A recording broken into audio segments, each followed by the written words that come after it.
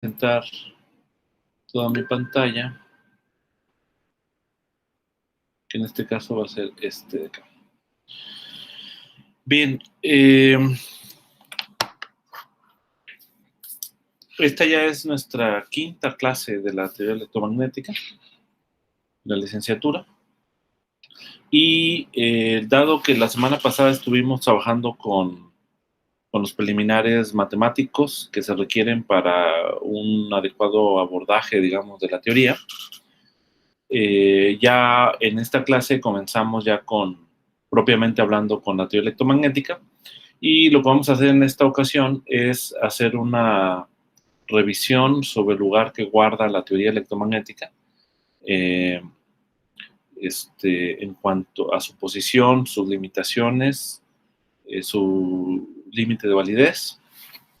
Entonces vamos a hacer como un recuento, digamos, de la teoría en unas 20 diapositivas para que mañana veamos un poco más de detalles que van a ser útiles para la resolución de los problemas de tarea, ¿no? Que voy a subir en un rato. Y bueno, acuérdense que el recurso de lectura del primer capítulo del libro de Sandwill que estamos llevando como libro de texto es una lectura alternativa a lo que voy a exponer ahorita, y donde viene de manera más detallada, y esos detalles los vamos a revisar yo creo que mañana, en la clase de electro de mañana, que van a servir para la tesis, ¿no? Bien, entonces vamos a comenzar con este rollo, ¿no?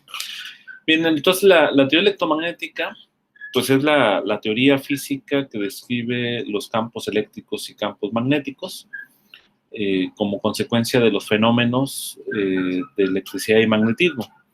Estos fenómenos no es que no se conocieran antes del siglo XIX. Se sabía ya que el ámbar y las piedras imantadas, ¿sale? Desde la antigüedad por los griegos, también incluso en civilizaciones chinas, e incluso por olmecas, ¿no? De acuerdo con este artículo de Carlson en Science en 1975. Digamos, pues la sociedad o las sociedades que existían en la antigüedad, pues digamos ya eran familiares de algunos de los fenómenos tanto eléctricos como magnéticos, digamos se conocía la electricidad y el magnetismo. Sin embargo, estos fenómenos fueron estudiados de manera sistemática hasta entrado en el desarrollo del siglo XIX, con las contribuciones fundamentales de Cavendish en 1771, Coulomb en 1755, Faraday en 1865, Maxwell en 1864, donde se publica la teoría matemática que describe la dinámica de los campos electromagnéticos, y Hertz en 1868, donde descubre las ondas electromagnéticas. Uno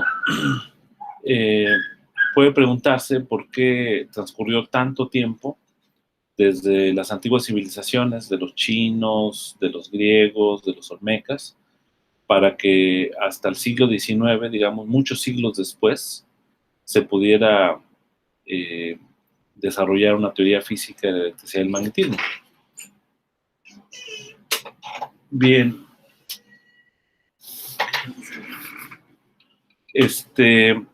Una teoría física de la electricidad y el magnetismo. Y bueno, la razón está en que el desarrollo de la ciencia en general, digamos, es condicionado por las condiciones materiales, sociales y económicas que tiene las sociedades desde el punto de vista histórico. Hay un hecho muy importante que se puede, que digamos no lo podemos dejar de lado, y la cuestión es que si ustedes se fijan, todo el desarrollo de estas teorías fue en el occidente, digamos en Europa principalmente, ¿no? Y la razón fundamental de esto es lo que se llamó la revolución industrial o bien el desarrollo del capitalismo.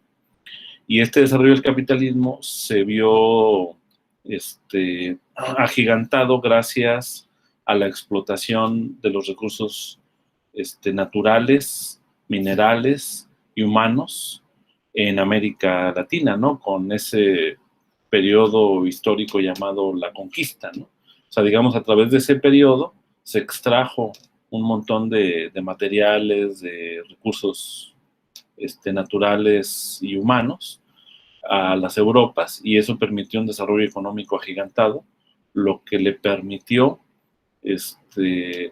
digamos, poder desarrollarse en ciencia.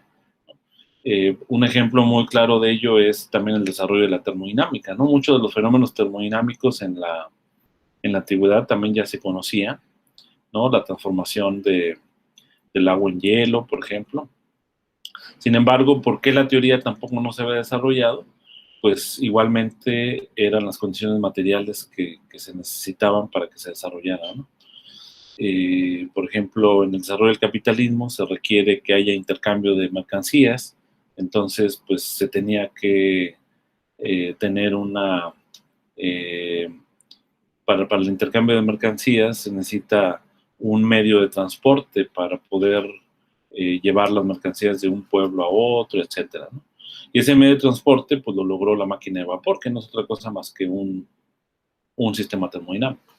Entonces, de la misma manera también es como se llega al desarrollo de la electricidad y magnetismo. O sea, no es una cuestión fortuita de que, mira, fueron unos genios, ¿no?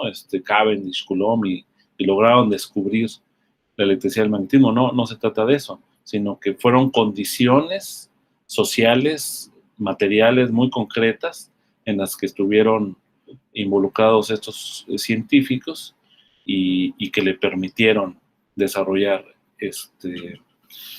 esta materia, ¿no? Hay un video, por ejemplo, de Faraday, de la historia de Faraday, que cuenta muy bien ese aspecto, ¿no? Cómo estaba desarrollada la teoría en ese momento y cómo ya tenía las condiciones para que pudiera ser desarrollada, ¿no? Bien, entonces, pues como digo acá, pues estos nombres representan solamente un puñado de los investigadores que precedieron a los fundamentos de la teoría electromagnética, pero pues es muchísimo más amplia. Incluso no se muestran los nombres casi nunca de los que estuvieron intentando encontrar la teoría y que al final no fue exitosa la teoría y entonces se desecha, ¿no? O sea, también eso es importante porque eso también contribuyó, ¿no?, al desarrollo. Y desde los años 60 ya del siglo pasado, de 1960 en adelante, hubo una segunda, digamos, revolución sobre el entendimiento de la electrodinámica o de la teoría electromagnética, pero basado ahora en fuerzas básicas y los constituyentes básicos de la materia que conocemos hasta la fecha, ¿no? Entonces, en ese sentido, digamos, de esta segunda ola, digamos, en la que se desarrolló la física, puede uno considerar a la electrodinámica clásica, ¿sale?, la electricidad y el magnetismo, como un sector particular, digamos, de la descripción unificada de partículas e interacciones, que es como conocida comúnmente como modelo estándar, ¿no?, de la física de partículas. Y el modelo estándar, que seguramente ustedes han escuchado o conocido a través de las pláticas y conferencias, pues es una descripción cuántica de las fuerzas electromagnéticas débil y fuerte. Se considera, digamos, estas fuerzas como fuerzas básicas, de las fuerzas más elementales que hay, ¿no?, y fundamentales, ¿no? Entonces, el modelo parte básicamente de la hipótesis de que los constituyentes básicos de la materia son compuestos de quarks, leptones, que interactúan a través de fotones, que esos partículas intermediadoras llamadas fotones son básicamente la partícula que corresponde con la excitación del campo electromagnético cuántico, ¿okay? Y también pueden interactuar a través de bosones, W y Z más menos, y gluones, ¿okay? Entonces, desde el punto de vista del modelo estándar, la electrodinámica clásica, entonces es el límite de la electrodinámica cuántica, que en inglés pues es Quantum Electrodynamics, ¿no?, QED.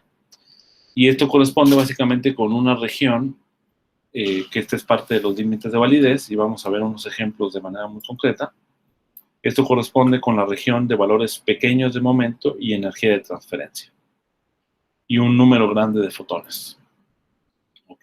Entonces, en este límite es donde es válida la electrodinámica clásica. ¿Ok? Cuando tenemos una región de valores pequeños de momento y energía de transferencia y un número muy grande de fotones. ¿Ok? Por otro lado, también uno puede ver la electrodinámica cuántica como consecuencia del rompimiento espontáneo de la simetría en una teoría que es la teoría del electrodébil, que es la teoría unificada entre las fuerzas débiles y las fuerzas electromagnéticas, ¿no? Las fuerzas débiles son las responsables de la radiactividad, por ejemplo, y esto pues da lugar a que la electrodinámica cuántica tenga la partícula intermediadora del fotón, que no tenga masa, y esto, el hecho de que no tenga masa implica tener una interacción de Coulomb de largo alcance. ¿Okay? O sea, es decir, nosotros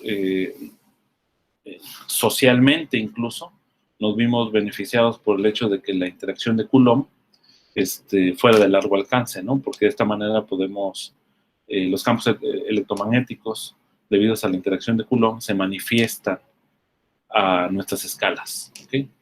O sea, muchos de los fenómenos que ocurren en la Tierra, que estudia incluso esta rama de las ciencias de la Tierra, son debido a que la interacción de Coulomb es de largo alcance.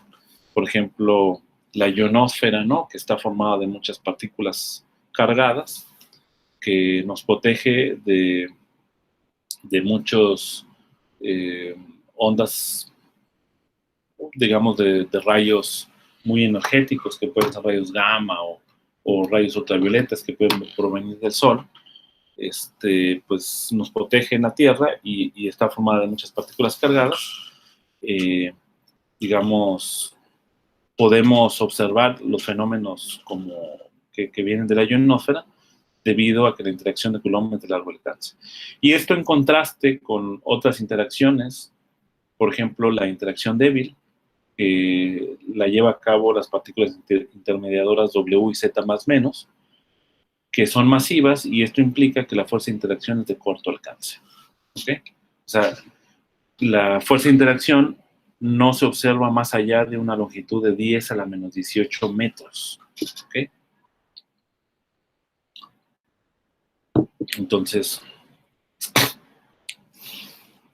con esto tenemos que el modelo estándar, que es el modelo que describe la física de partículas, más la relatividad general, que describe los fenómenos gravitacionales, pues dan una descripción robusta, digamos, de una gran variedad de fenómenos en el universo, desde el núcleo hasta la más remota galaxia. Sin embargo, en el intermedio, pues la historia apenas comienza con el advenimiento de la física de la materia condensada, ¿no? Aquí solamente comentar, ¿no? En cuanto a la física de la materia condensada, que en las últimas décadas está dando, está mostrando, digamos, los pilares de los que está escondida la materia condensada, ¿no? O sea, digamos, la materia condensada normalmente se ha utilizado como un beneficio tecnológico, de innovación, y no tanto para tratar de entender cuestiones fundamentales. Sin embargo, esta historia está cambiando, ¿no? Porque, por ejemplo, en el año 2004, con el logro de la síntesis de materiales dos dimensionales, que son en este caso, por ejemplo, en el año 2004 se logró la síntesis del grafeno. ¿Okay? El grafeno es un alótropo de átomos de carbono que están organizados en una celda hexagonal. Entonces, digamos que pues es un material, digamos, bidimensional, en el sentido de que es el material del grosor de un solo átomo. Este material tiene propiedades excepcionales en el sentido de que permite la propagación de la electricidad básicamente sin obstáculos, con una conductividad enorme, ¿no? Que en un futuro o quizá ya va a empezar a reemplazar al cobre, Ahora, aquí el asunto es que, bueno, todo eso puede tener beneficios tecnológicos muy importantes. Sin embargo, esconde algo fundamental que está todavía por entenderse, y es el hecho de que los campos electromagnéticos, o más bien el campo de materia, en este caso el campo eléctrico que se propaga a través de grafeno, se comporta exactamente con la misma regla que estableció Dirac para describir los quarks o bien los electrones, ¿no?, en la física de partículas. Entonces, el hecho de que en los materiales, como que hoy en día ya se llaman materiales de Dirac, ¿no?, sean descritos exactamente por las mismas ecuaciones que describen a la física de partículas, pues eso te dice, la matemática te está diciendo que la naturaleza está escondiendo algo mucho más general de lo que nosotros podemos advertir, ¿no? Y bueno, eso es todavía un tema de investigación. Y bueno, resulta que la física de la materia condensada, resulta que también se ha encontrado que se utilizan las mismas técnicas matemáticas, las mismas formulaciones matemáticas con las que se describe muchos fenómenos en física de partículas, que es lo que es llamada la teoría cuántica de campo, ¿no? O sea, muchos materiales en materia condensada también son descritos a través de lo que se llama la teoría cuántica de campos. Y por supuesto que también hay teorías clásicas de campos, como lo es la relatividad general, que también resultan ser útiles, ¿no?, en la física de la materia condensada. Bien, entonces, pues para comenzar lleno, no sé si tengan hasta aquí una pregunta con esta breve introducción.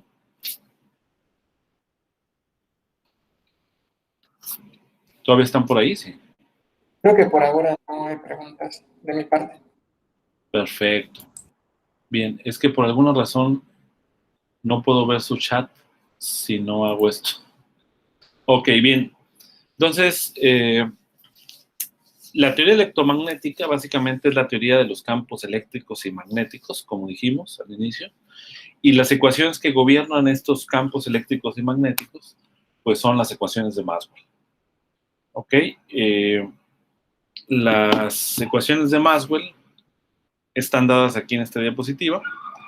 Son 4 ecuaciones que relacionan los campos eléctricos y magnéticos y sus fuentes. ¿Ok?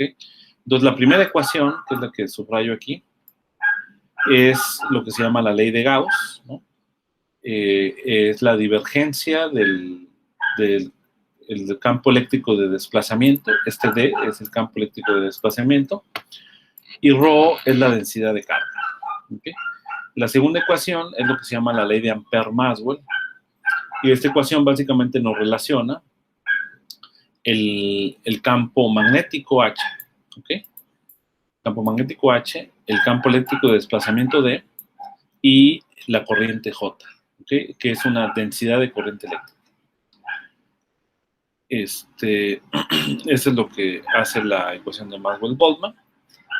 En otras palabras, que si yo tengo ρ y J como densidades de carga y corriente, estas densidades de carga y corriente pueden depender del tiempo y del espacio, y la existencia en alguna región de la densidad de carga y de corriente va a dar lugar, como consecuencia, a la existencia de campos de eléctrico de desplazamiento y de campo magnético H. ¿Okay? Profesor, Ajá.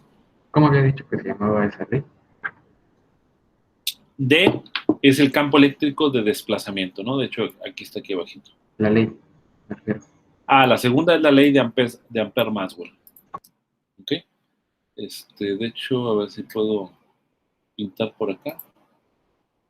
Bueno, creo que no puedo pintar, pero puedo escribir. Aquí. Aquí podemos escribir, esta sería la ley de Gauss. ¿Okay? Y por acá, ley de Ampère-Maxwell. ¿Okay?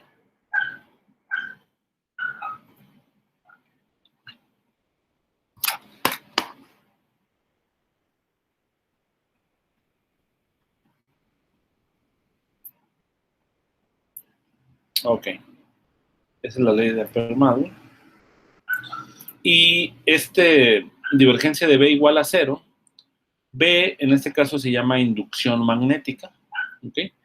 Y declara, no tiene ningún nombre particular, pero también se le llama como ley de no existencia de monopolos magnéticos. ¿Okay?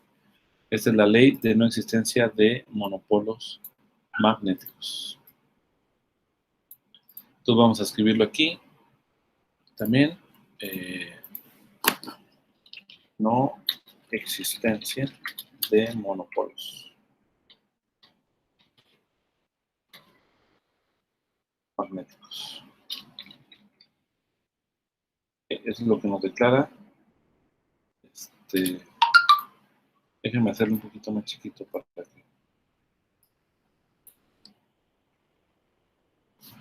que quepa bien.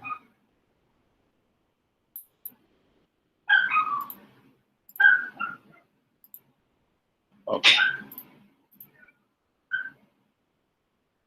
Ley de existencia de monopolos magnéticos. Y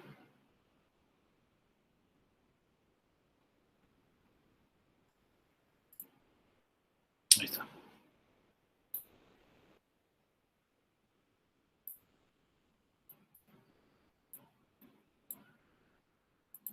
Aquí no.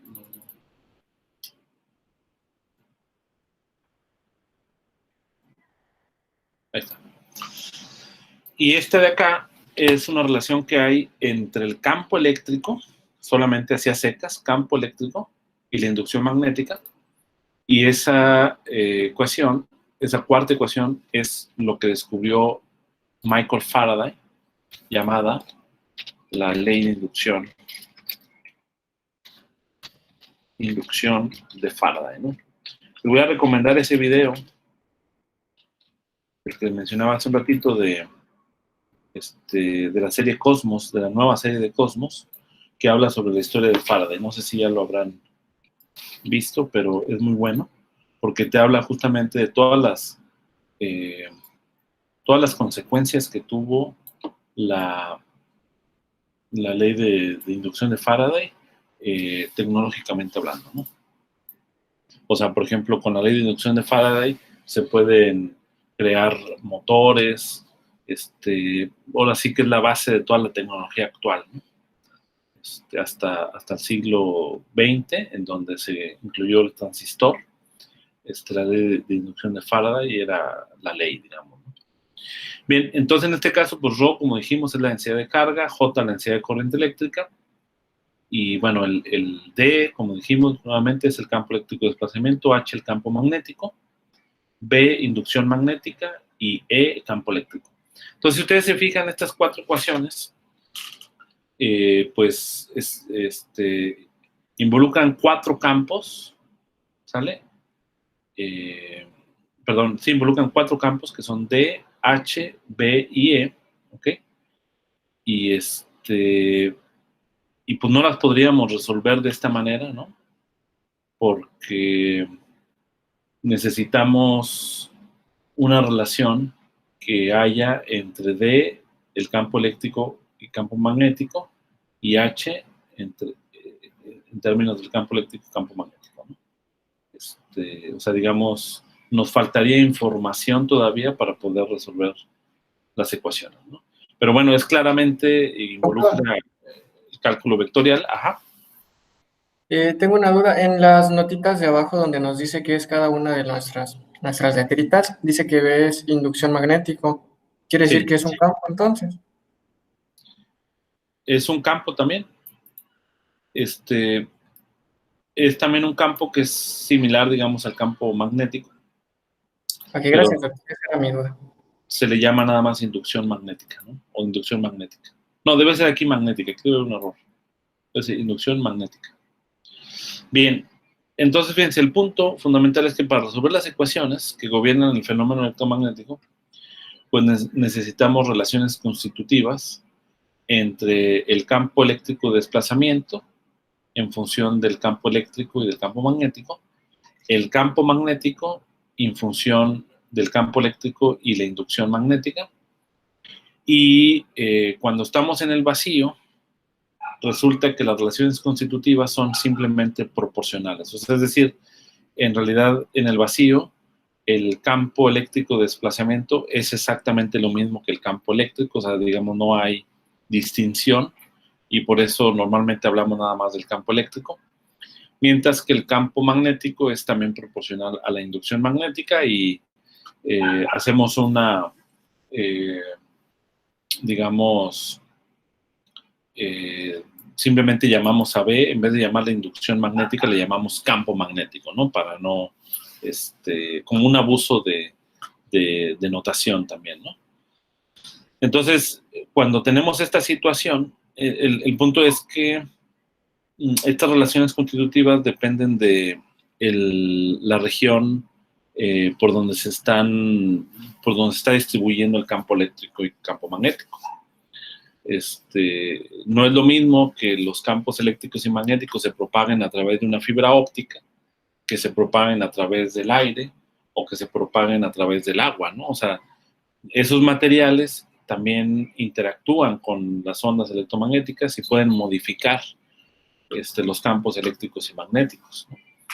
Entonces, pero resulta que en el vacío, ¿no? Es decir, donde no hay materia, que se cumple aproximadamente como en el aire, se puede mostrar que el campo D es proporcional al campo eléctrico, el campo H es proporcional al campo B, con estos coeficientes de proporcionalidad, ¿no? Y estos coeficientes de proporcionalidad, epsilon 0, se le llama permitividad, ¿ok? Aquí tampoco no lo dije. Permitividad, ¿sale? Es permitividad, epsilon 0. Y al mu 0 se le llama permeabilidad, ¿no?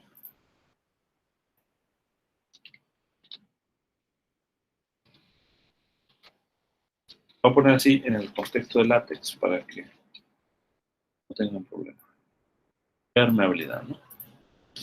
Entonces, estas constantes, que bueno, aquí puedes decir, bueno, son constantes de proporcionalidad, bla, bla, bla, pero sí tienen un significado físico en el sentido de que la permitividad es, dependiendo del valor de la permitividad, es la manera en cómo el campo eléctrico va a atravesar el medio, ¿no? O sea, es decir, una permitividad muy grande va a impedir, digamos, que el campo eléctrico atraviese el medio material, ¿no? Bien, entonces en el caso de las ecuaciones de Maxwell en el vacío, cuando yo sustituyo básicamente estas relaciones que están aquí, las sustituyo en las ecuaciones de Maxwell que vimos en la diapositiva anterior, obtenemos estas ecuaciones de Maxwell en el vacío, ¿no? Entonces, con estas ecuaciones de Maxwell podemos trabajar y podemos,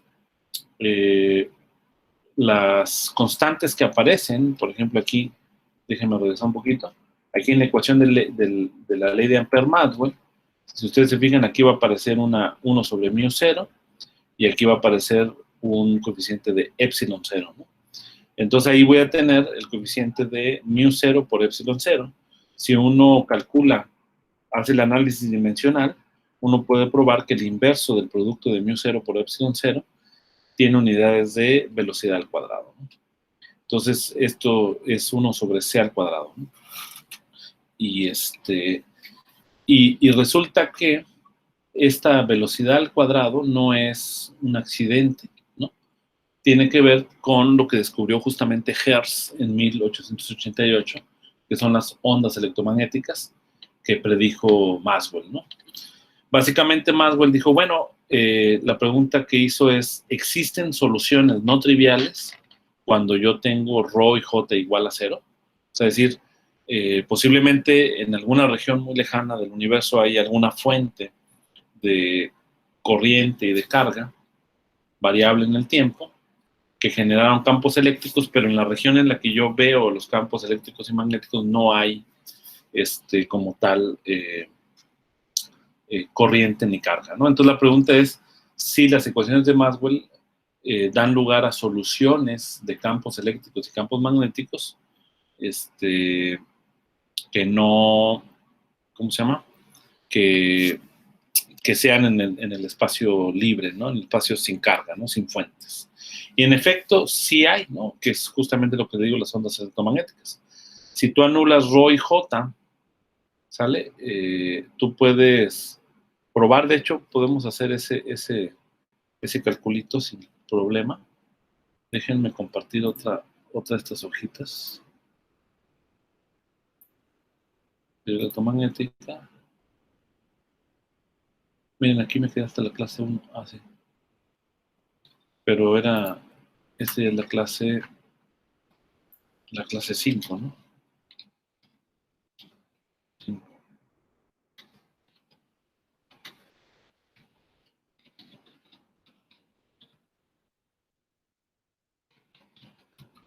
Bien, entonces déjenme hacer un truco aquí. Lo voy a pegar acá para tener las dos. ¿Ok? Entonces, fíjense, aquí, de este lado, yo tengo las ecuaciones de Maxwell. Déjenme nada más centrarme en las ecuaciones de Maxwell. Voy a borrar aquí un poquito. Bueno, hasta ahí se puede. Ahí está. Es lo que tenemos, ¿no? Son las ecuaciones de Maxwell. Y lo que les estoy diciendo es de que los campos eléctricos y magnéticos existen por sí mismos. Son entes físicos. O sea, el campo eléctrico y el campo magnético son materia también. Es decir, existen en ese sentido. O sea, me refiero a materia en un concepto más general, en el sentido de que, aunque son intangibles para nosotros, digamos, las ondas electromagnéticas nos están atravesando constantemente, especialmente hoy en esta época, porque pues nos estamos comunicando a través del teléfono, tenemos una antena de internet, etcétera. Entonces las ondas electromagnéticas están por doquier, o estamos escuchando la radio, etcétera. Y son intangibles para nosotros. O sea, si no las hubiéramos estudiado, pues no daríamos cuenta de esas ondas electromagnéticas, pero existen, ese es el punto, ¿no? Entonces, ¿cómo se prueba, digamos? ¿Dónde estoy? Déjame ver qué pasa. ¿Cómo se prueba que justamente estas ecuaciones de Maxwell me dan lugar a ondas electromagnéticas? Bueno, pues tomamos la hipótesis de que Rho es igual a 0, J es igual a 0, ¿ok? Y entonces yo voy a tener que el rotacional de B menos 1 sobre C cuadrado es la derivada de E con respecto al tiempo igual a 0. Y también voy a tener otra ecuación que es la ley de Gauss, ¿sale? Igual a 0. ¿Ok? Entonces lo que vamos a hacer es, déjenme tomar aquí, ¿qué es lo que vamos a hacer? Déjenme tomar el rotacional de B, ¿sale? En esta ecuación. Y bueno, tengo las otras dos ecuaciones, ¿no? Entonces, si yo tomo el rotacional del rotacional de B, esto va a ser 1 sobre C cuadrado, divergencia, derivada con respecto al tiempo, y como los campos estamos considerando que son suaves, pues aquí las derivadas conmutan sin problema. Voy a tener el rotacional del campo eléctrico, ¿sale? Y yo sé que esto es 0 porque estoy pidiendo que no hay fuentes. Ahora, el rotacional del campo eléctrico con la ley de Gauss, que es la 4, es igual al negativo de la derivada del campo magnético con respecto al tiempo. Entonces, con Gauss, con Faraday,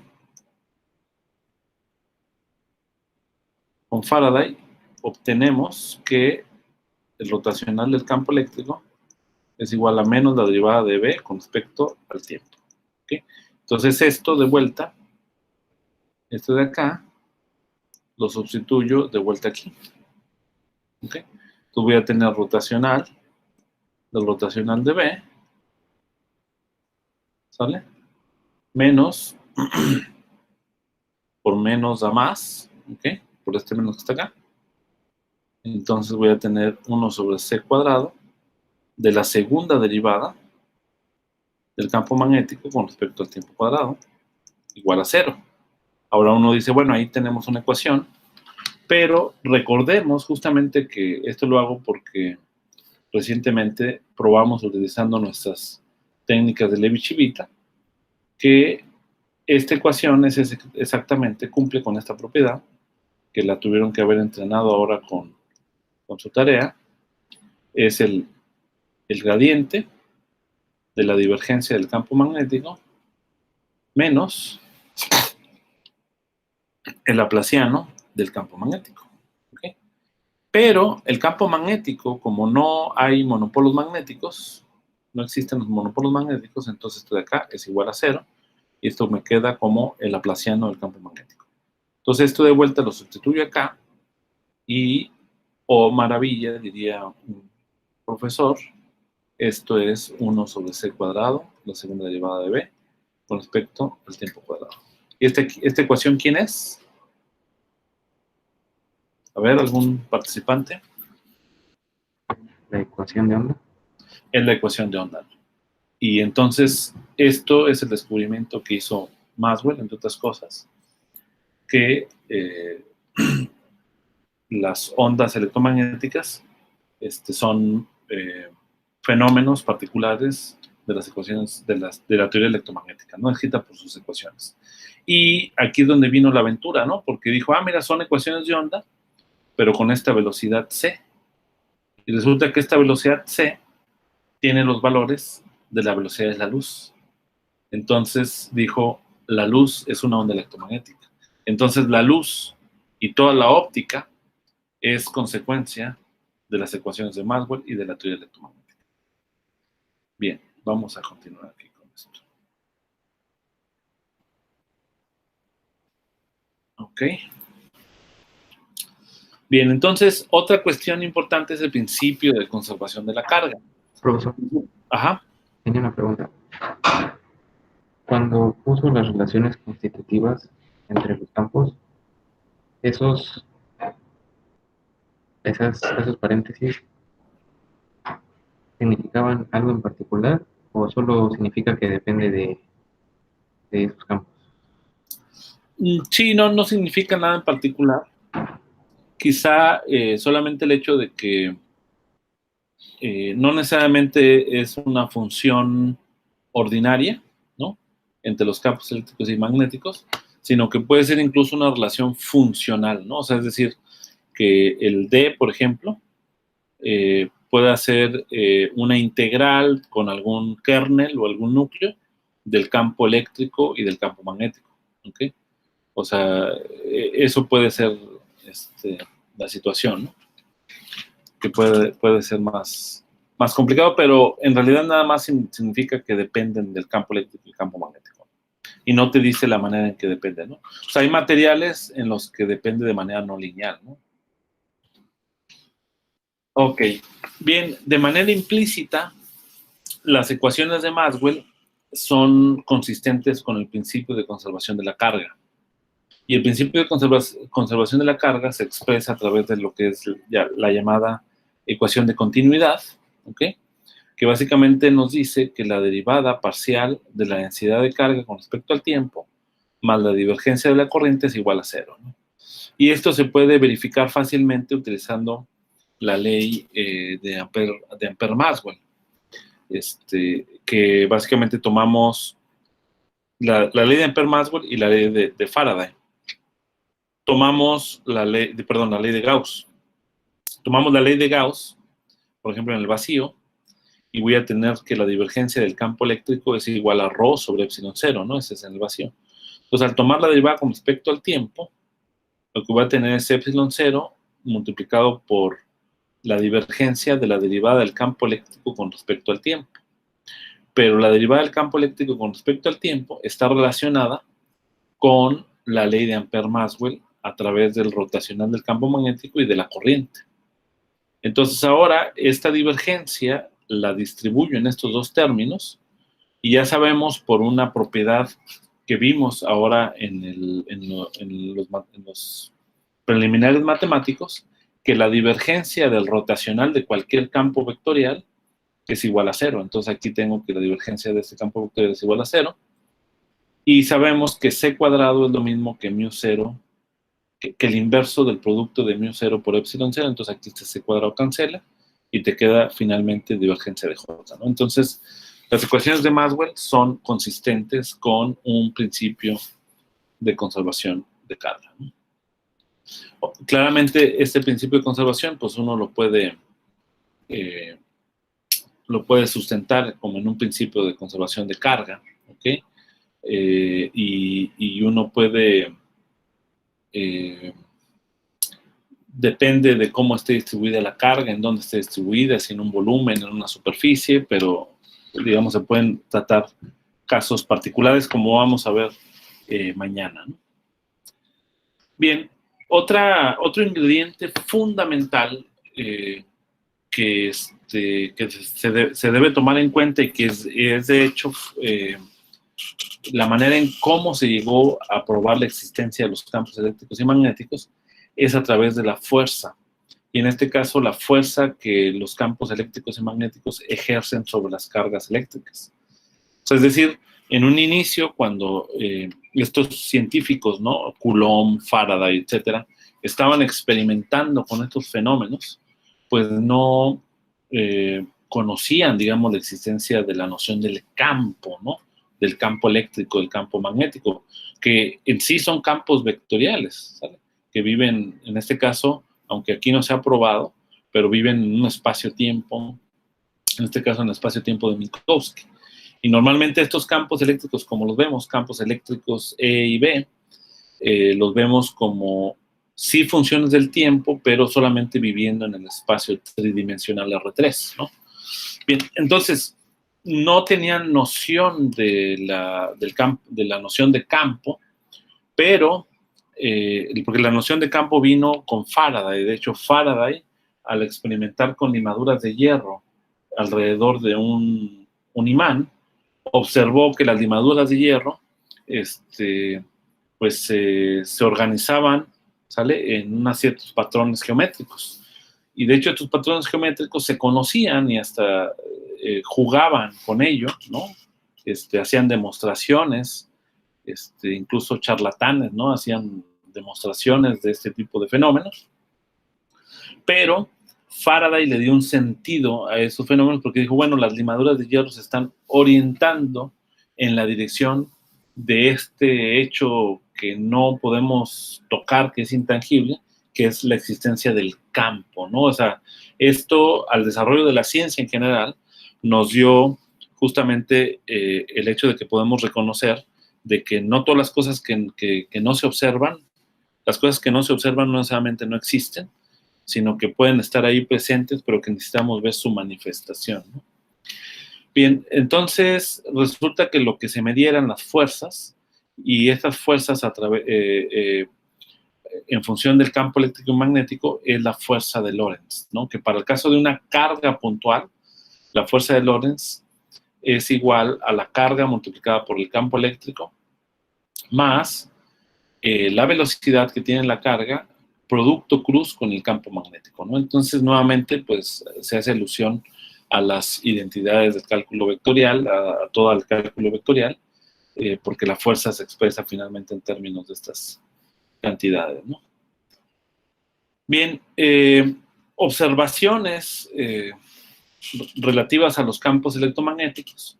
De acuerdo con los valores medidos de mu 0 y epsilon 0, se tiene que el valor de C, ¿sale? Es alrededor de 300.000 kilómetros por segundo, que es lo que corresponde con la velocidad de la luz.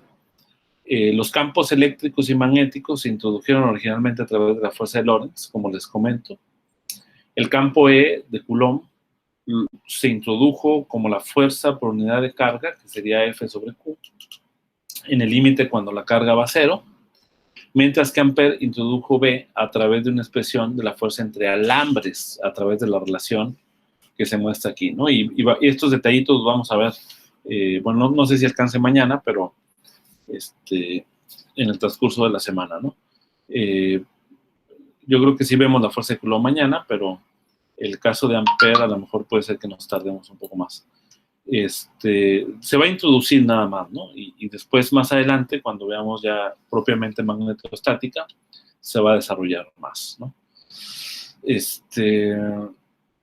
Bien, entonces, digamos, el campo magnético se introduce a través, o sea, tú tiras 2 alambres y ves cómo los alambres que llevan corriente eléctrica se atraen o se repelen, ¿no? O no les pasa nada, ¿no? Dependiendo de cómo estén orientados.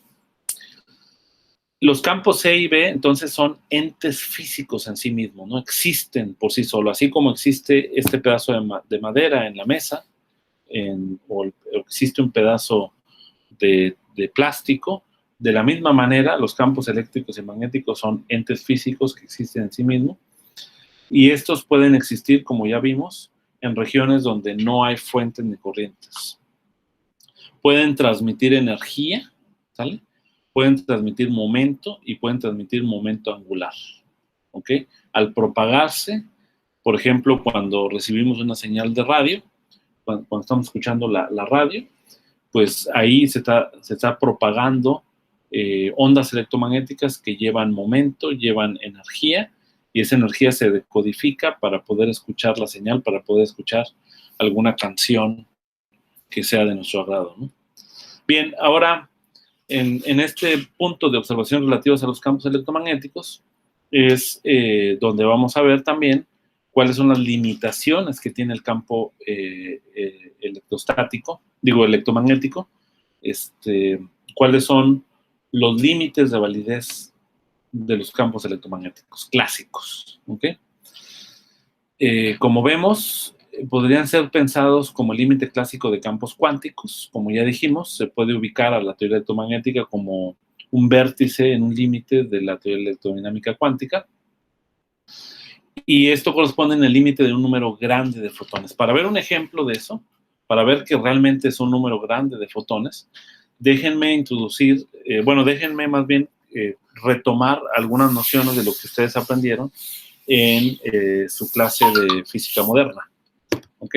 Entonces vamos a agarrar este ejemplo y déjenme checar aquí algo. Ok, vamos a agarrar este ejemplo que corresponde con la luz que emite un foco de 100 watts, ¿no? Algo muy común que tenemos en casa.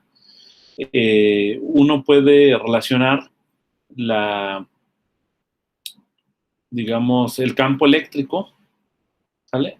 El campo eléctrico medio a través de la raíz cuadrática media del campo eléctrico al cuadrado, ¿ok? Y uno puede ver que eso aproximadamente son 50 volts sobre metro, ¿ok?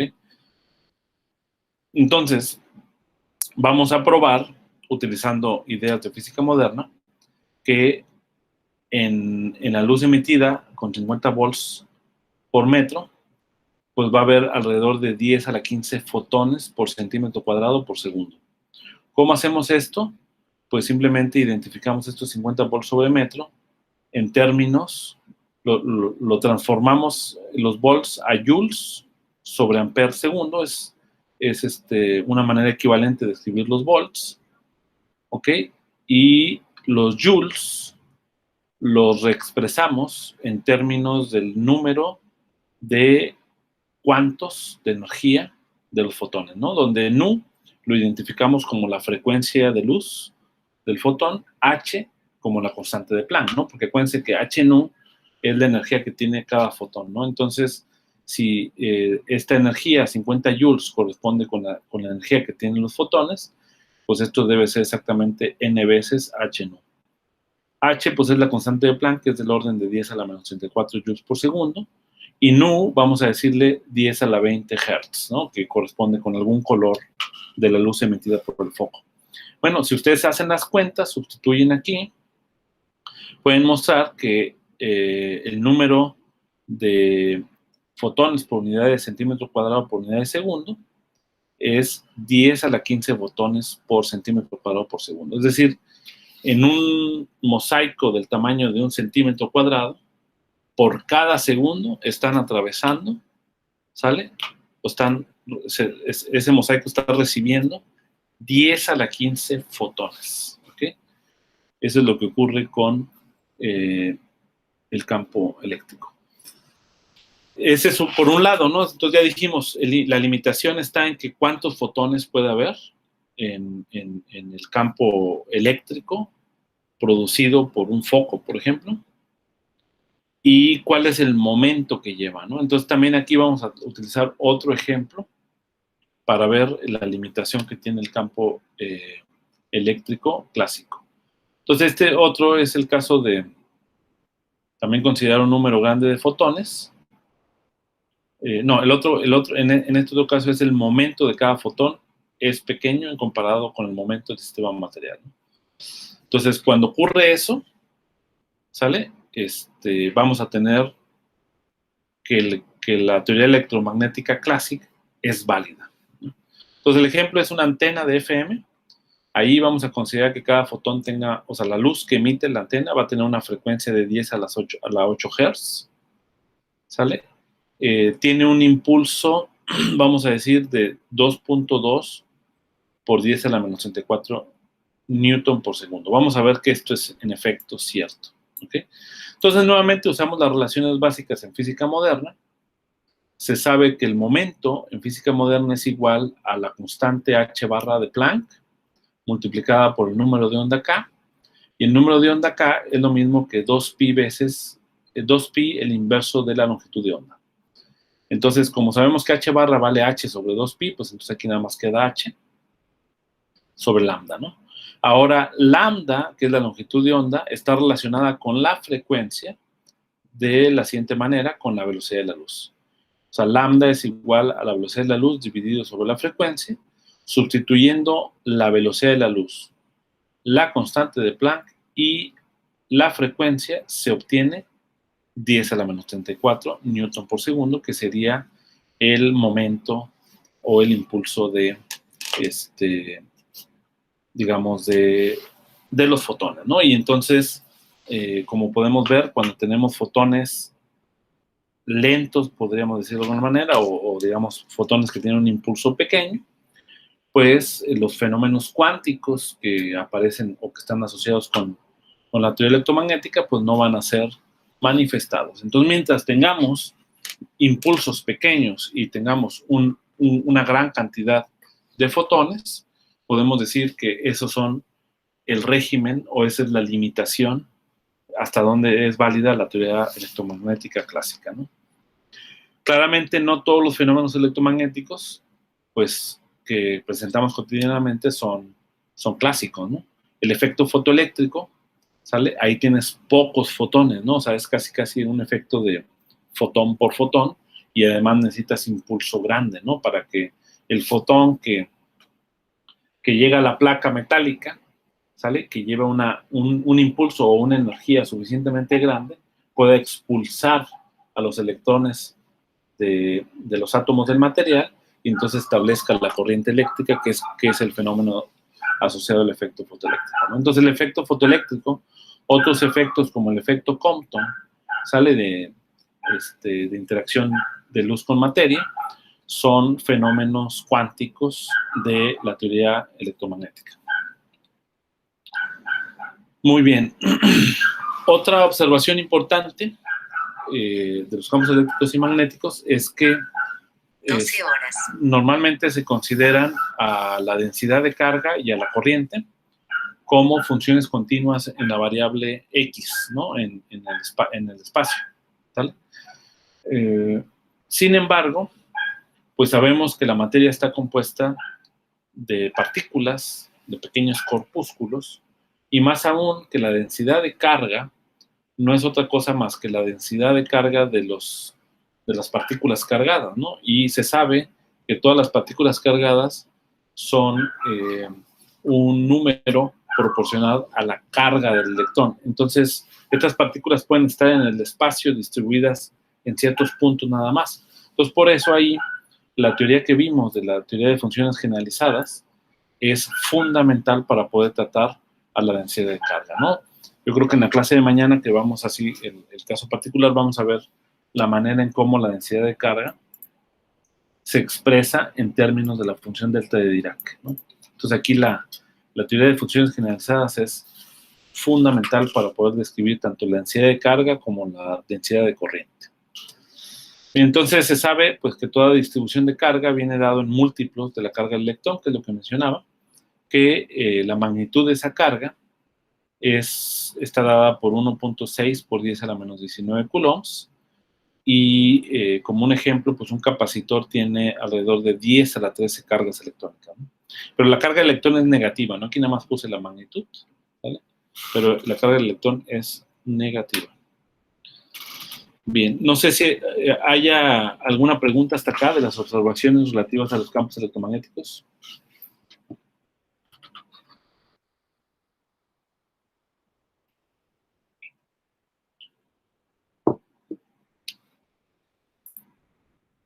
¿Todo bien? Yo tengo una, doctor. Al momento de hacer las observaciones y que puso hasta dónde tiene el alcance la electromagnética clásica, solo es para ilustrar, ¿verdad? No tenemos ¿cómo se dice? Atender tanto a los ejemplos que puso, como el de la antena FM o el del foco en la casa. Sí, o sea, digamos, nada más son ilustrativos, pero para que ustedes sepan,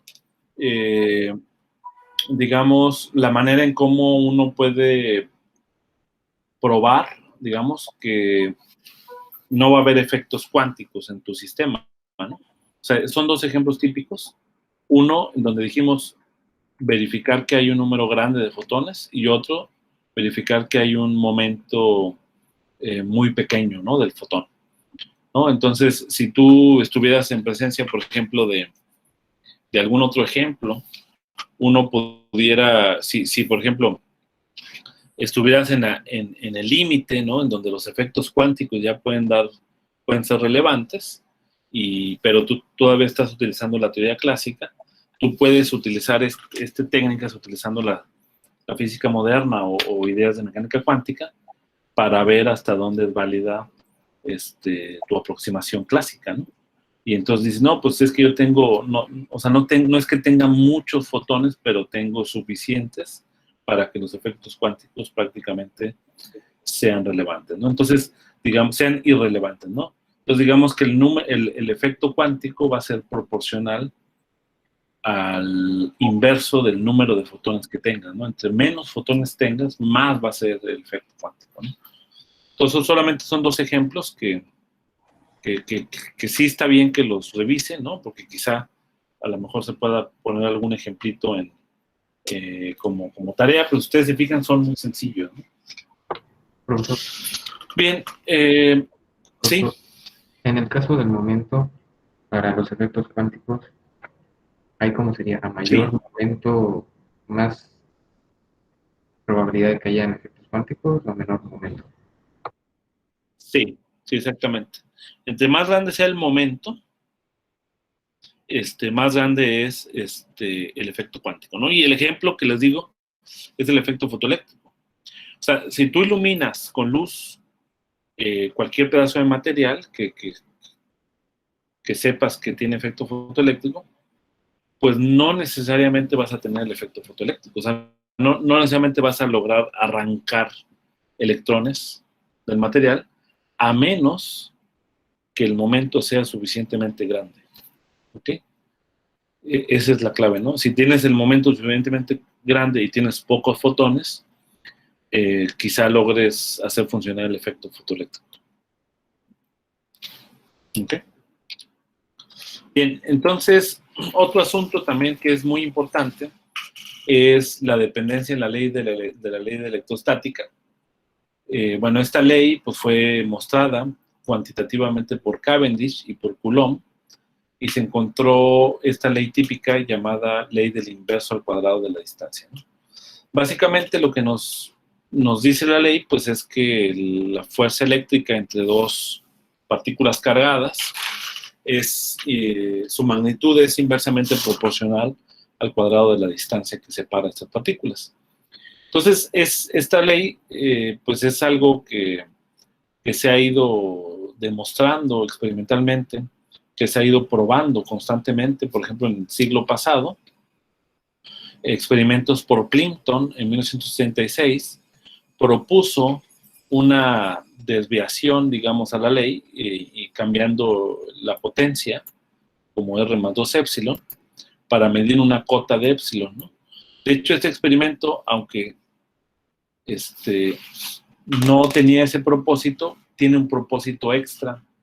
Se puede considerar hoy en día como un propósito extra porque se sabe que hay teorías alternativas de dimensiones extras, ¿no?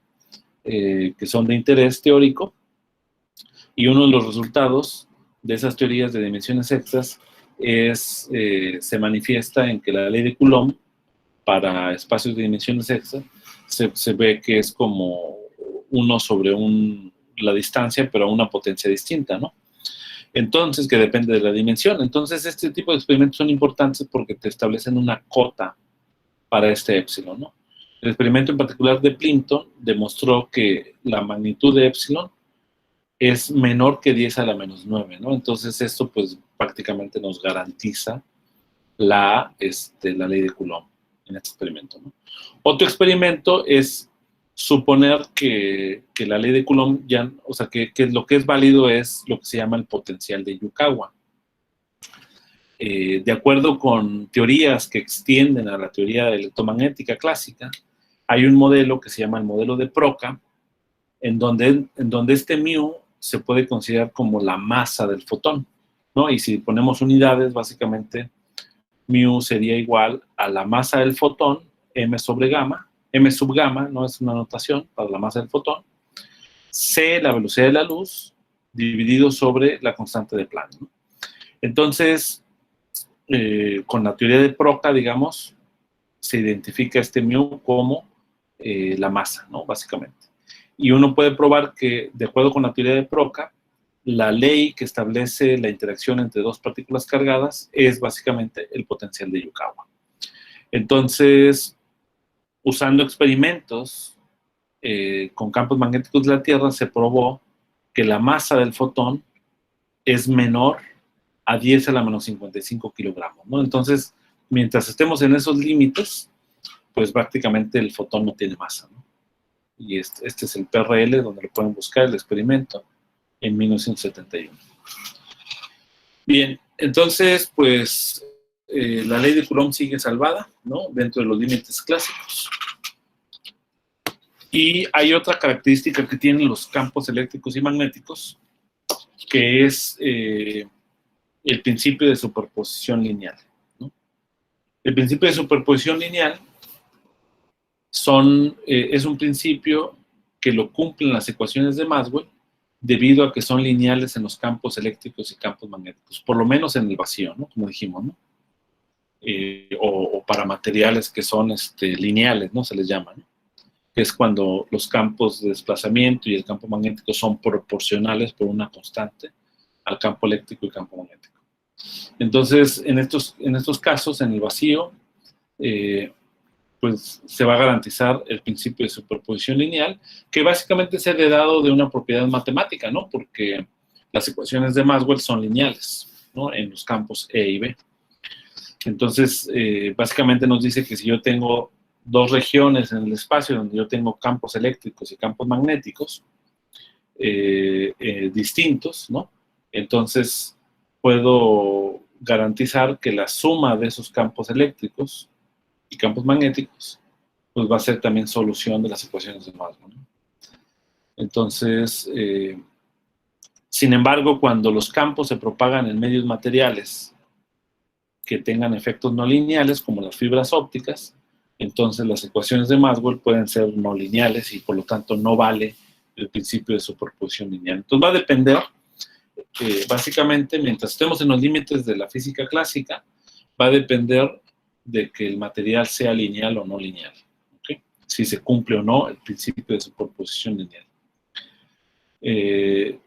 Básicamente vamos a tener que se cumple el principio de superposición lineal, se cumple en todos los tipos de donde haya grupos de cargas y corrientes que producen campos que cumplen con las ecuaciones de Maxwell en el vacío o cuando el medio es lineal, ¿no? Eso es lo que mencionaba hace un momento. Ahora, la superposición lineal también ha sido una de las características que se ha puesto a prueba en distintos experimentos, ¿no? el efecto más importante es el hecho de que cuando nosotros nos vamos acercando al medio subatómico, es decir, cuando vamos rebasando este límite del que les hablaba, en donde ya no es válida la teoría clásica, pues resulta ser que la superposición lineal deja de ser válida. ¿Ok? Entonces, y también hay otra cuestión que tiene la teoría, y es el hecho de que cuando las cargas se acercan entre sí, como sabemos, cuando están muy cerquitas entre sí, entonces los campos eléctricos clásicamente se disparan, ¿no? O sea, digamos, el campo eléctrico crece hasta infinito y por lo tanto la energía contenida en el sistema, ¿no? Y eso, pues, causó escozor, digamos, causó cierto ruido, digamos, a los físicos teóricos del primer cuarto del siglo o de los primeros 30 años del siglo pasado, porque no les gustaba. O sea, decía, bueno, en física, cuando tú vas a hacer un experimento, pues nunca mides cantidades infinitas, ¿no? Entonces, pues no tiene sentido de que el campo eléctrico sea infinito cuando dos cargas se juntan y están en el mismo punto.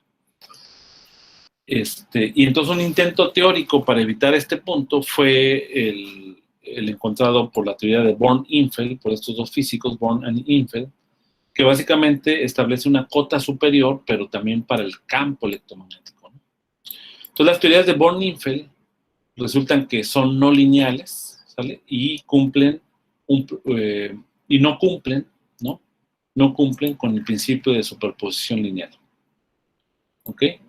No cumplen con el principio de superposición lineal, y más aún, de acuerdo con la teoría, se sabe que la permitividad y la permeabilidad dependen, ¿sale?, de los campos eléctricos y magnéticos de manera no lineal, ¿no? Entonces, en este caso, justamente el campo de desplazamiento y el campo magnético, pues van a depender de este factor, ¿no? Entonces va a dar lugar a teorías muy complicadas, no lineales. Otro ejemplo, bueno, esta es la propuesta de la teoría de Born-Infeld. La propuesta alternativa, que es la que es aceptada, es el hecho de que cuando tú acercas dos cargas eléctricas muy cercanas entre sí, pues ahí vas a tener, o sea, cuando te acercas, los efectos cuánticos van a emerger, ¿no? Entonces, como consecuencia de las fluctuaciones cuánticas, va a existir una no linealidad de los campos electromagnéticos. Entonces, por ejemplo, a diferencia del caso clásico, ¿sale?, los campos eléctricos y magnéticos pueden traspasarse entre sí, ¿no? Digamos que yo tengo una región, como decíamos, de campo eléctrico. Déjenme aquí abrir otra vez la tableta para explicar un poco. Entonces voy a meter aquí. ¿Ok? Entonces imagínense que yo tengo aquí una región, déjenme, perdón.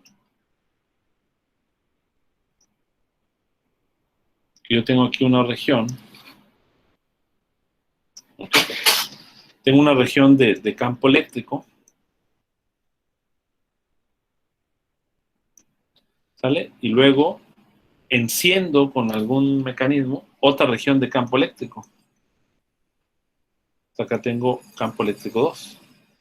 Bueno, pues resulta que si ahora yo con algún mecanismo mido, aquí con algo que pueda medir, digamos, el campo eléctrico, mido, digamos, observo, vamos a decir, aunque no lo voy a observar, pero voy a medirlo, el campo eléctrico. Entonces, lo que voy a medir en algún punto X va a ser este campo eléctrico, que es la suma de los dos. ¿Okay? Entonces, de alguna manera, estos dos campos pues, no interactúan entre sí, es decir, se traspasan entre sí. A nivel cuántico, ¿vale? A nivel cuántico, ya dijimos que el campo eléctrico y el campo magnético, el campo electromagnético, tiene que ver cuando yo tengo dos cargas, por ejemplo, carga 1, carga 2, bueno, carga el electrón. Cuando tengo dos cargas, ¿no? Entonces, aquí la interacción es a través del fotón intermediador, ¿no? Fotón intermediador. Obviamente, pues no nos vamos a dedicar a esta parte porque ese es otro curso, ¿sale? De física de partículas o de modelo estándar o de teoría cuántica de campos. Y el punto es que, pues aquí yo tengo mi fotoncito, ¿no? Gamma. Pero cuando yo tengo, resulta que en el vacío, o sea, ahora el vacío, vamos a poner el vacío de color verde. Aquí voy a poner mi vacío, ¿sale? El vacío no está vacío, ¿sale? Se descubrió que constantemente en el vacío hay creación de electrón, de fluctuaciones de electrón-positrón, ¿no? Que son dos partículas, dos leptones. El electrón, pues ya es el electrón común, y el positrón es la antipartícula del electrón. Entonces, cuando yo tengo aquí entonces un fotón, ¿sale? Y luego tengo otro fotón que va con distintos momentos, por ejemplo, aquí K1 y aquí K2, pues resulta que aquí puede haber digamos, un intercambio, porque dos fotones resulta que es un efecto conocido en la electrodinámica cuántica, que tú puedes tener la creación de dos fotones por la creación, por la aniquilación de un electrón y un positrón. O viceversa, dos fotones, ¿sale? Van a producir, digamos, un electrón y un positrón aquí. Este va a ser el electrón, positrón, y luego va a haber este diagrama, digamos, de caja, en donde aquí voy a tener otro electrón, aquí otro positrón, y van a salir otros dos fotones con distinto momento. Bueno, este hecho, básicamente lo que significa el hecho de que dos fotones que entraron con distinto momento salgan con otros momentos distintos, pero que de tal manera que el momento total, K1 más K2 más K3 más K4 en este caso sea igual a 0 porque se conserva, ¿ok? Significa que los fotones están interactuando entre sí, interactúan a través de las fluctuaciones cuánticas de creación de electrón-positrón que hay en el vacío, ¿ok? Este efecto no lineal, o sea, este efecto de interacción de fotones se puede entender como una interacción entre los campos eléctricos y magnéticos que hay en el vacío. Entonces, esto da lugar a que las ecuaciones que describen los campos eléctricos y magnéticos en el vacío sean no lineales, ¿ok? Y uno puede dar, utilizando la teoría cuántica de campos, en efecto, puedes encontrar estas ecuaciones en un cierto nivel de aproximación. Y bueno, el resultado es que en la electrodinámica cuántica lo que ocurre es que uno puede expresar en efecto el campo de desplazamiento eléctrico como proporcional al campo eléctrico, pero donde el coeficiente de proporcionalidad, que es como una permitividad, ¿no? Es proporcional a los campos eléctricos y magnéticos, ¿ok? Entonces, solamente en el nivel clásico, cuando H barra es 0, por decirlo de alguna manera, o cuando ignoramos estos efectos que se llaman los efectos cuánticos, entonces los campos D y E son iguales que en el vacío, ¿no? Mientras no sea así, mientras consideremos los efectos cuánticos, pues esto, entonces vamos a decir que hay una polarización del vacío, ¿no? Y lo mismo pasa con el campo magnético, ¿sale? Que hay esta relación con la permeabilidad, ¿no? Bien, ahora a nivel de la interacción entre dos partículas, también resulta que los efectos cuánticos tienen su jugada porque modifican la ley de Coulomb, ¿no? La ley de la electrostática, de esta manera, ¿no? O sea, digamos, al primer orden, pues yo tengo mi inverso en R, estándar, ¿no? Donde este alfa, combinado con H barra C, pues te da básicamente la carga del electrón al cuadrado, y y este segundo término sería la contribución debido a los efectos cuánticos, ¿no? Que claramente se puede ver que ahora van a ser del orden de alfa cuadrado, ¿no? O sea, del inverso entre 137 elevado al cuadrado. Bien, y con esto pues prácticamente llegamos a los comentarios finales y a su intervención, ¿no? Entonces, básicamente lo que presentamos aquí sería así una introducción bastante somera, bastante amplia de lo que son las ecuaciones de Maxwell, especialmente las que corresponden con los campos en el vacío, propiedades adicionales de los campos en medios materiales, se va a presentar más adelante, y bueno, se ha ubicado básicamente el lugar que ocupa la electrodinámica clásica dentro de los límites de validez de la teoría, en contraste con la electrodinámica cuántica, ¿no? Entonces, aquí terminamos y pasamos a sus intervenciones. Entonces, vamos a comenzar con Abraham.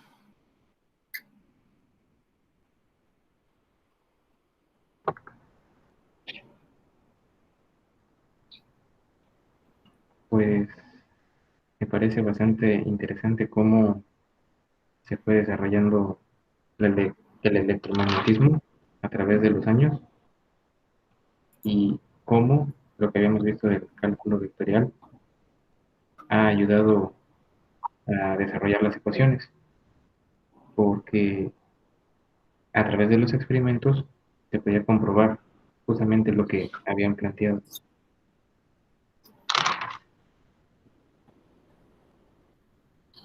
Y también que por los experimentos que han hecho, también me parece bastante interesante que se trate de modificar para ver si lo que se ha planteado hace muchos siglos atrás o años atrás, efectivamente es así. Y me parece interesante ver cómo, pues sí, por una diferencia muy pequeña, pero está bastante bien desarrollada la teoría hasta ciertos límites. Ok. Bueno, muy bien. Vamos a darle la palabra ahora a Christopher. Simplemente está en orden, ¿eh? No crean que como me aparece a mí. Pues es como, bueno, a mí me parece interesante cómo solo por las justificaciones de la ρ igual a 0 y del campo J igual a 0 podemos entender que la luz es una ecuación, sea una onda electromagnética. De hecho, decía también pues que que se decía que era una onda electromagnética transversal cuando estaba empezando los fundamentos de la teoría electromagnética, como todos estos descubrimientos fueron convergiendo a esto. Como lo que hicimos ayer de tarea, estuvimos haciendo toda la semana, nos ayudaron en las ecuaciones que estamos aplicando, las de Maxwell. Y quería también preguntar sobre algo de que noté en la superposición lineal, no sé si lo puedo ubicar. Casi al Sí. principio, cuando decía que era en el vacío, ya Sí. ve que había, que se cumple en el vacío de las que son las ecuaciones más lineales y que había ahí una disputa entre de qué pasaba en los límites cuánticos, de que la física no se estudiaba hasta el infinito y se daba cotas. Y ya ve que está un epsilon, o sea, el epsilon sobre la permitibilidad eléctrica, Uh-huh. que es igual al, al campo magnético, la mu, pero ¿es sobre epsilon cero o sería sobre la permeabilidad magnética? A ver, déjame ver.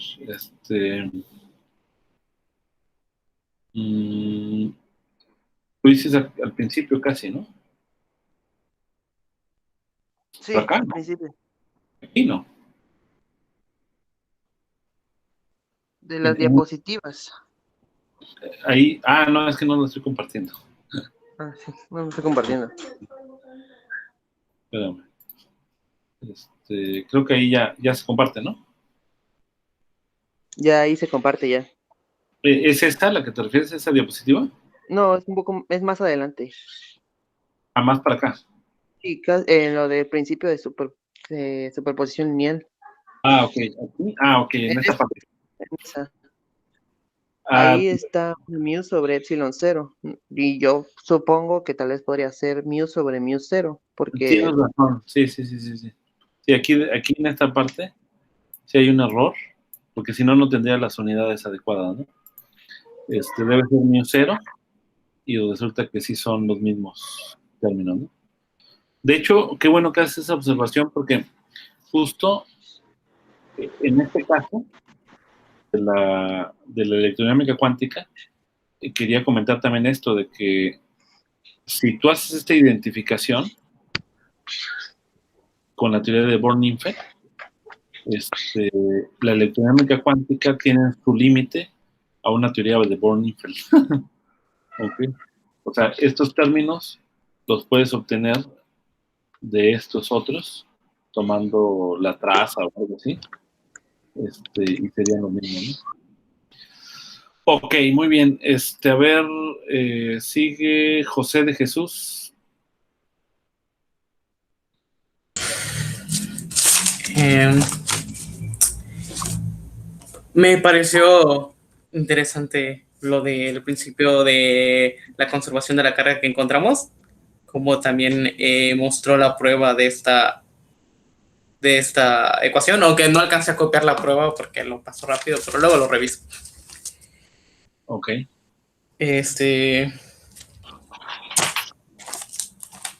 Pues creo que no sabría qué más. Realmente pienso lo mismo que mis compañeros. Y cuando presentó las ecuaciones de Maxwell, se me vino en la mente una playera de un profesor que decía, y se hizo la luz y venían todas las ecuaciones de Maxwell.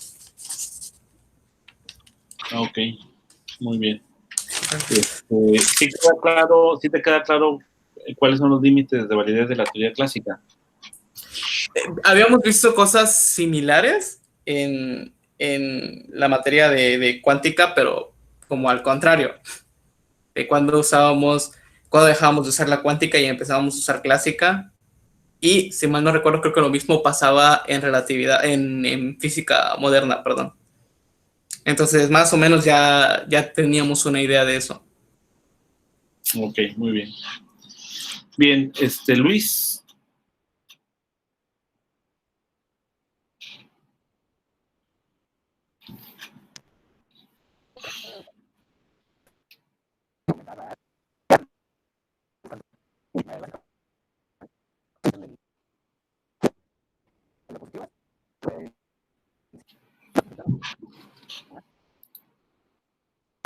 Creo que no te escuchamos.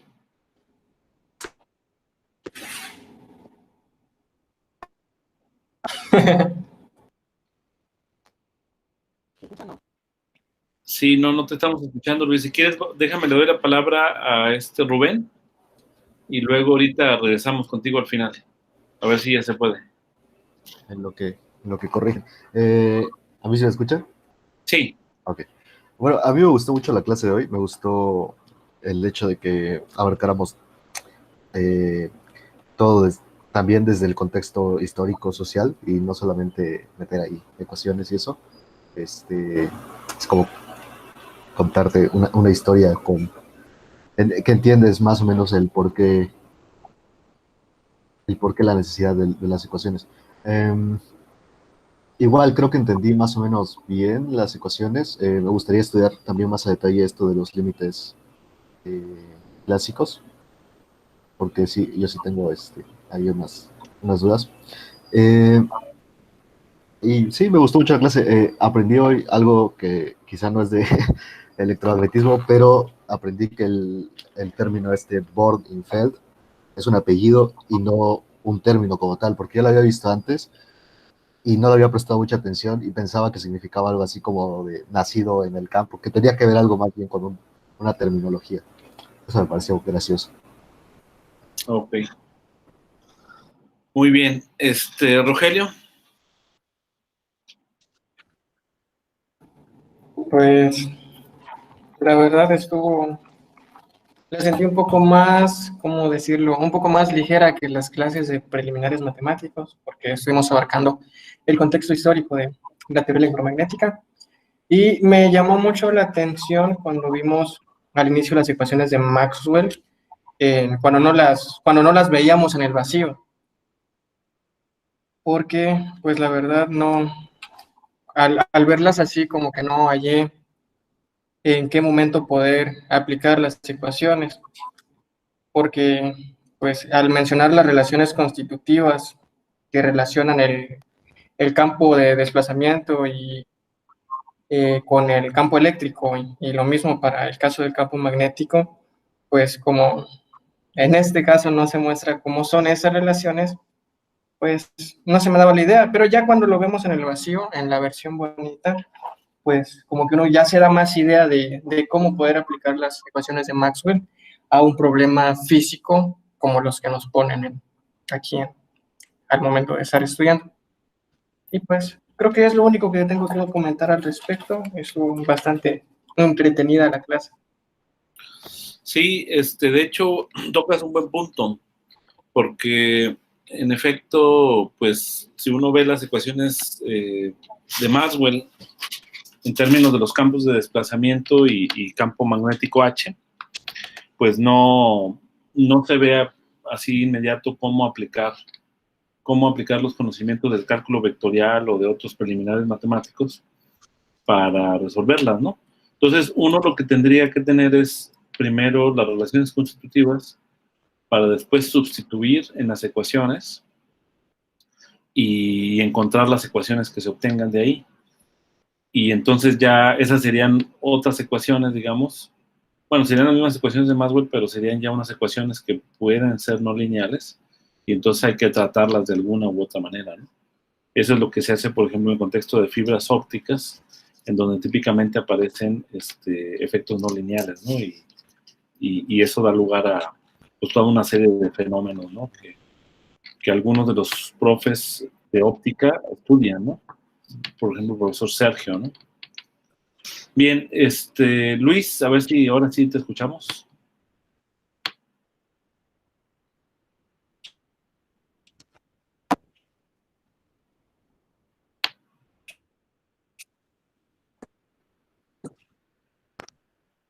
O si quieres escribirlo por chat.